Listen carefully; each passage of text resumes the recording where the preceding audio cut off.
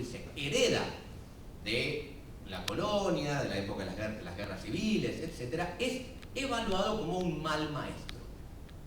Es un modelo de docente que no va a poder llevar a cabo, no va a poder construir la escuela que la nación, ¿no?, que sería, necesitaba. Es necesario modificar. Si uno lee a Juan Amanso, al propio Medio Jazz, como que va Sarmiento mismo, con estos maestros uno va, les da conferencias, les explica, pero no se puede. Hay una idea como muy del origen sarmentino, una lógica que se va a mantener en el sistema, de que con estos maestros no hay reforma posible. Es necesario la formación de nuevos maestros, y esa es la estrategia del normalismo. Sarmiento va a fundar la primera escuela normal en Paraná en 1871 y luego va a empezar a poblar en las primeras décadas del país a todo el país de escuelas normales que copien, reproducen el modelo de la escuela normal de Paraná. El normalismo va a afectar a todo el país con mucha más presencia en el litoral y muchísimo más en la provincia de Entre Ríos. Probablemente aún hoy en cualquier localidad de cierta importancia en la provincia de Entre Ríos hay una escuela normal. Pero uno puede ver el mapa y empieza, bueno, probablemente en la normal de Quilmes la ubico en una de las oleadas ya avanzadas de formación, de expansión del modelo normalista. ¿Qué es esto del normalismo? ¿Qué es lo que propone el normalismo? Por un lado, una formación docente con dos patas, la teoría y la práctica. ¿Sí? Por eso siempre las escuelas normales tenían en realidad dos instituciones, la formación docente y lo que llamaba el departamento de aplicación, o se sigue llamando. O sea, siempre las escuelas normales son dos, ¿no? ¿Me entienden? La que forma, donde el maestro aprende lo teórico y donde aprende lo práctico, porque lo que evaluaban era que los maestros previos o eran o muy prácticos y no tenían teoría, o aprendían teoría que no aplicaban. Entonces que era necesario producir, ¿no?, una cierta institución que aunara las dos patas centrales que iba a tener, que es la formación teórica y la formación práctica. Al nivel medio lo ubican. Una escuela normal que se vinculaba, se articulaba fuertemente, era una continuación de la escuela primaria. Digamos, la gran función de la escuela normal era abastecer de maestros para la escuela primaria. Estaba la escuela, originalmente, la escuela normal de 4 años, después venía la escuela normal superior, que era donde uno estudiaba 3 años más para formarse como director o como inspector. En realidad, no, las escuelas normales superiores no nacen para formar profesores de media, esto va a haber que esperar hasta 1910, 1920, pero en el origen eran 4 años para maestro y 3 más para ser director o inspector. Y su gran función, ¿me entienden?, era articularse con la escuela primaria en manos del Estado Nacional, ¿no? Sarmiento como la funda con presidente de la Nación. Ustedes acuérdense que la Constitución Nacional, artículo 5, establece que la educación primaria es función de las provincias. O sea, Sarmiento como presidente de la Nación no puede fundar escuelas porque las escuelas primarias eran de las provincias, pero Sarmiento dice, bueno, ok, yo no puedo fundar escuelas en las provincias, pero puedo crear mecanismos para que las escuelas de las provincias sean como yo quiero como presidente. Crea la ley de subvenciones, la Nación le da plata a las provincias para fundar escuelas, lleva a cabo el primer censo escolar para tener una noción, bueno, de cómo estaba el panorama escolar, y sobre todo crea las escuelas normales, que es el gran dispositivo de regulación. Sarmiento dice, ok, yo no puedo fundar las escuelas, yo no puedo establecer los currículums de las provincias, pero puedo formar a los maestros que van a enseñar todo esto. Digamos, unificando la formación docente, ¿no? Sarmiento hace una especie de zancadilla al federalismo del artículo 5, diciendo, bueno, las escuelas serán provinciales, los currículums serán provinciales, pero los maestros son formados por una misma matriz que les forma el Estado Nacional. El modelo de Paraná se repite en todas las escuelas normales, ¿no? Uno podía ser primer año en Paraná, segundo en Concepción, tercero en Quilmes y cuarto en Mendoza y no haber notado ningún cambio, porque en propuesta curricular, institucional, etcétera, no había grandes variaciones. Había una idea de formar un único modelo docente. ¿Cuáles son los cambios, los grandes cambios que el normalismo va a producir en lo que Bourdieu llamaría el hábitus docente, ¿no? el modelo docente? Por un lado, algo estamos explicando, la profesionalización. ¿Sí? Ahora, para ser docente hay que tener un título otorgado por el Estado. Antiguamente uno era maestro que iba a bien, lo decía, yo sé leer y escribir, bueno, lea, escriba acá, es buena saber rezar, sí, ¿qué dicen los vecinos de usted? Que son muy buen vecino, perfecto, ahora la escuela. ¿Sí? Bueno, no, ahora se precisa tener un título habilitante o dar un examen en la provincia de Buenos Aires hasta la década del 30. Uno podía ser maestro por título o por examen. Pero de alguna forma hay que tener un título que habilite acreditar ciertos estudios, cierto pasaje institucional, el diploma, el título. Lamentablemente no nos quedan marcas del edificio histórico, pero habiendo conseguido muchas escuelas normales, es muy común ver mayólicas en las escuelas normales donde lo que se pone es a los alumnos saliendo con un título bajo el brazo, que era la promesa. La representación de la promesa de la escuela normal era el título, que era este título que uno podía después utilizar para emplear. O sea, una profesionalización de la formación docente, que va aparejado a que, con esto, antiguamente el maestro del siglo XIX generalmente era maestro y otra cosa. No era su función única. Era maestro y boticario, era maestro y sacerdote, muchas veces, era maestro y herrero, etc. Con el normalismo, la docencia empieza a constituirse en actividad única. El maestro es solo maestro o la maestra es solo maestra, no cumple otra actividad. ¿No? La profesionalización lleva a lo que llamamos la actividad única. Va a tener que ver también con la laicización. ¿Sí? Los normalistas van a ser laicos, ya no van a ser seculares. Ya en el siglo XIX la mayoría de los docentes eran sacerdotes, monjas, digamos, bueno, esto empieza a perder poder, se van a ser laicos formados por el Estado, van a ser funcionarios del Estado. ¿Sí? Y dos marcas de origen que van a cambiar. ¿Quiénes van a estudiar la docencia? Es una marca, ambas marcas se mantienen a lo largo de la historia argentina. Uno, un cambio de origen. La mayoría de la población que busca, que estudia en la escuela normal, ¿sí? O sea, los normalistas, los que somos normalistas, ustedes van a ser, yo soy, digamos, si uno define que es un normalista antiguamente era alguien que se formó en la escuela normal, hoy un normalista sería alguien que parte de su formación, porque son muy diversas las formaciones, pero todos los que algún tiempo pasamos por una escuela normal, en cierta forma somos normalistas.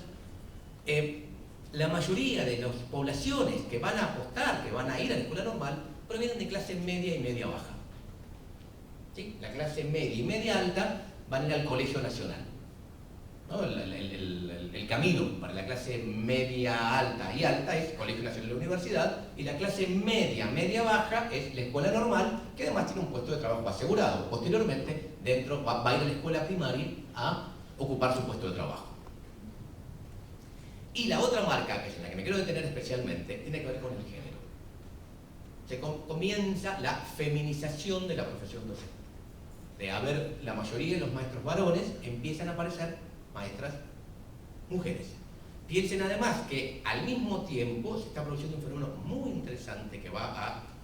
En la ley del 75 de provincia está más suave, pero en la ley de nación está muy fuerte, lo que se llama la coeducación. La idea de que no solo la mujer debe aprender lo mismo que el hombre, sino juntos, grados mixtos.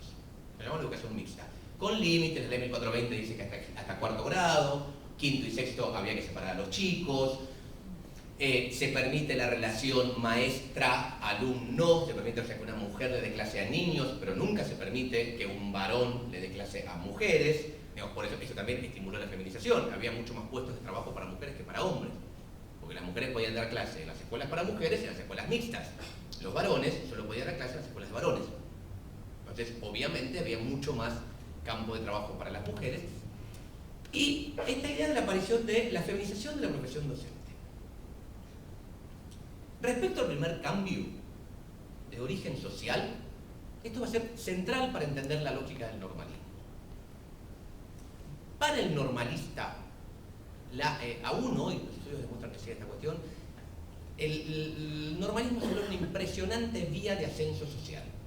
Generalmente, quien estudia para maestro y profesor intenta niveles educativos que sus padres no lo intentaron.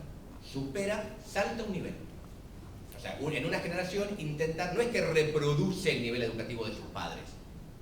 Algunas investigaciones actuales demuestran que la mayoría de los estudiantes de formación docente en el país provienen de casas donde sus padres tienen nivel educativo medio. O sea que es un salto generacional, es una cuestión de trampolín, no es que reproduce. No es que están en la reproducción del origen de clase, sino al contrario, algún salto. Y esto va a ser central para entender normalismo porque